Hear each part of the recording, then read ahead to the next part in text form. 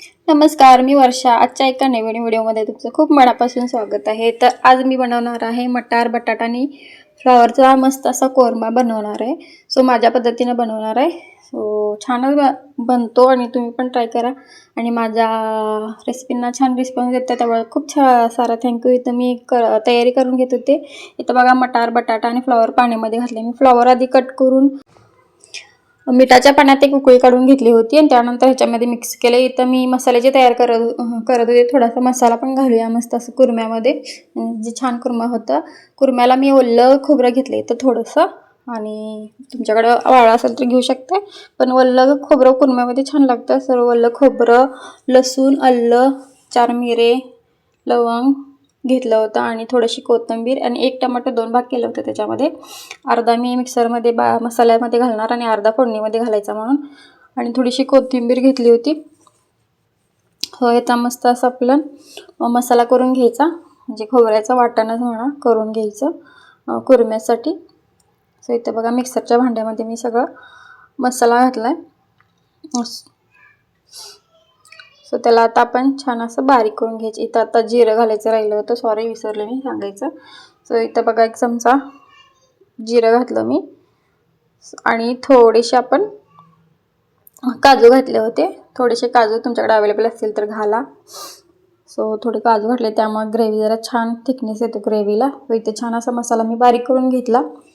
त्यानंतर इथं बघा कढई ठेवली होती मी, त्याच्यामध्ये तेल घातलं. तेल तुम्ही कसं खाता त्यानुसार टाका, त्या काय मी सांगत असते. आणि त्यानंतर आपल्याला आता फोडणी द्यायची. तेल गरम झालं आहे, त्याच्यामध्ये आता कांदा घालायचा. मी 1 मोठ्या साईजचा कांदा घेतला इथं बारीक करून. कांदा छान आता भाजून घ्यायचा. कांदा सॉफ्ट होईपर्यंत भाजायचा, ब्राऊन वगैरे करायची काही गरज नाही. इथे बघा कांदा छान असा सॉफ्ट झाला आहे. त्यानंतर आता त्यामध्ये आपण मसाला घालायचा, जे खोबऱ्याचं पण वाटण केलं होतं, कारण की परत आणि वाटणाबरोबर पण कांदा भाजला होता, त्यामुळे ब्राऊन वगैरे करायची काही गरज नाही. थोडा सॉफ्ट होईपर्यंत भाजला तरी चालतो. त्यामध्ये आता जे मी वाटण केलं होतं खोबऱ्याचं ते पूर्ण सगळं घातलं आहे. छान हलवायचं, कारण काजू किंवा शेंगदाणे असं आपण काही मसाल्यामध्ये टाकलं तर ते खाली पटकन लागतं, त्यामुळे छान असं हलवून घ्यायचं. इथं बघा मी पुसून राहिलेला मसाला वगैरे घालत होते, वेस्ट काय करायचं नाही. त्याच्यामध्ये आता मी पाणी घालून ते पण नंतर वापरणार आहे, जे भांड्याला मसाला लागतो साईडनं, त्यामुळं. इथं बघा सगळं मी वाटण ते घातलं मी तेलामध्ये. आता त्याला छान असं परतून घ्यायचं आहे आपल्याला, जेणेकरून त्याला तेल सुटेल.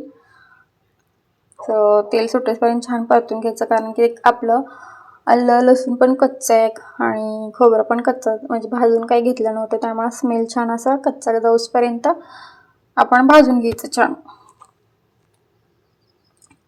इथं बघू शकता बाजूला तेल सुटायला. ते आता आपण प्लेट झाकूया आणि 1-2-3 सेकंद ठेवूया. 2-3 सेकंदानं छान मसाल्याला तेल सुटेल. इथं बघा मी 2 सेकंद ठेवलं आहे. आता आपण प्लेट उघडून बघूया. बघू शकताय तेल सुटले आपल्या मसाल्याला छान असं, आणि सुगंध पण छान येतोय. सो छान असा आपण मसाला आणखीन थोडा तेलामध्ये आता त्या परतूया. तेल सुटले ना, आणि थोडंसं परतून घेऊया. माझ्या पद्धतीने नक्की तुम्ही कुरमा करून बघा. माझे सिंपल आपण जे रेग्युलर खाण्याचे रेसिपी आहेत तेच मी दाखवते, असं काय शेफ वगैरे त्या असं प्रॉपर रेसिपी मी दाखवत नाही आहे. पण आता मी व्हिडिओ बनवते तर मी काय करते जेवणामध्ये वगैरे ते पण मी तुमच्यावर शेअर करत असते. सो मग मिक्सरच्या भांड्यामध्येच मी पाणी घातलं होतं, त्याच्या साईडला मसाला लागतो. मग आता तेच पाणी थोडंसं ह्याच्यामध्ये मसाल्यामध्ये टाकतो, कारण की तेल सुटून छान असं तेल सुटलं आहे, मसाला भाजला गेला आहे. आणखी ठेवलं तर खाली करपेल म्हणून आता ह्याच्यात पावडर मसाले टाकायचे आहेत, म्हणून थोडंसं पाणी घालून घेतलं, कारण खाली लागू नये म्हणून मसाला आपला. सो त्याच्यामध्ये मी 1 चमचा धना पावडर घातले, हळद घातले 1/2 चमचा. ही काश्मीरी पावडर असते, फक्त कलरसाठी असते, त्याला काय जास्त तिखटपणा नसतो. त्यानंतर चवीनुसार मीठ घातलं. त्यानंतर आपली घरची चटणी, आम्ही चटणी म्हणतो, कोण कोण तुम्ही तिखट म्हणता, लाल तिखट. सो ते घातले. ते कसं खाता त्यानुसार घालायचं, कमी जास्त. सो त्यानंतर त्याच्यावरतीच मी जरा टोमॅटो टाकला. सो ते आता छान असं पण मिक्स करून घ्यायचं. सगळा मसाला छान एकजीव झाला पाहिजे असं मिक्स करून घ्यायचं. आता बघा ह्याला आपण प्लेट झाकून आहे ना 3-4 सेकंद किंवा 1 मिनिटासाठी आपण प्लेट झाकून ठेवूया बारीक गॅसवरती. 1 मिनिट मी ठेवलं होतं प्लेट झाकून बारीक गॅसवरती. बघू शकता छान तेल सुटले तरी म्हणू शकता तुम्ही. कलर पण छान आला आपल्या मसाल्याला. आणि आता आणखीन थोडंसं परतते. मसाला आपण जितका छान भाजू ना तितकं आपलं भाजी छान होते.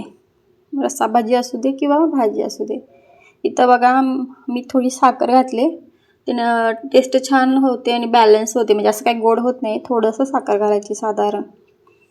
एक पोह्याचा चमचा असतो त्याचा अर्ध्यापेक्षा कमी घातला तरी चालेल किंवा अर्धा चमचा घाला.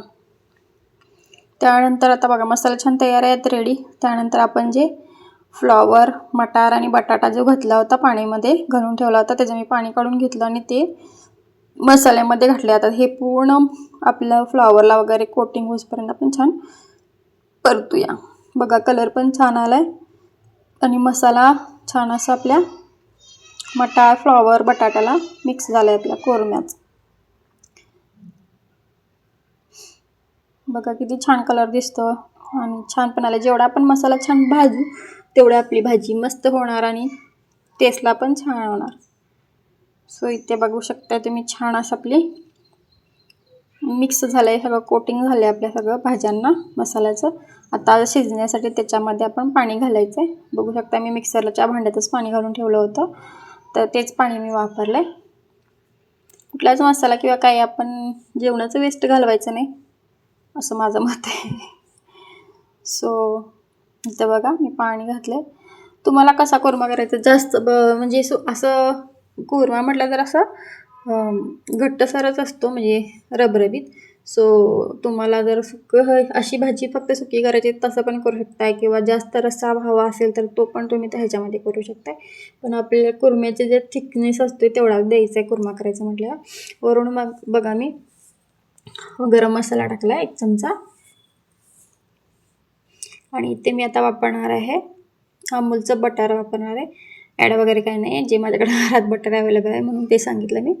सो इथं मी बटर वापरले. छोटं पाऊच होता सो त्यातलं अर्धं मी घातले बघू शकताय ह्याच्यामध्ये. त्यामुळे आणखीन टेस्ट छान होते.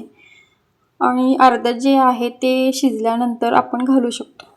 आपलं ही भाजी सगळी तयार झाली शिजल्यानंतर कोथिंबीर आणि अर्धं राहिलेलं जे बटार आहे ते मी नंतर लास्टला घालीन. त्यामुळे टेस्ट आणखीन छान येते.